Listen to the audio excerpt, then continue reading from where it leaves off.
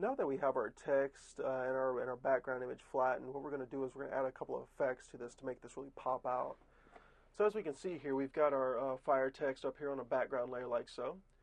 And I'm going to add some effects to it. I want to add some wind effects to it. So let's go to Filter. Let's come down here to Stylize. And all the way at the bottom here is Wind.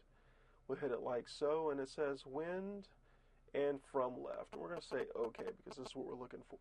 And as you can see, it'll fade brush it out to the left, giving it a little direction here. So let's do that again. But I don't want to come up here and hit our Command F shortcut key for this. What I'm going to do is I'm going to come down and I'm going to go to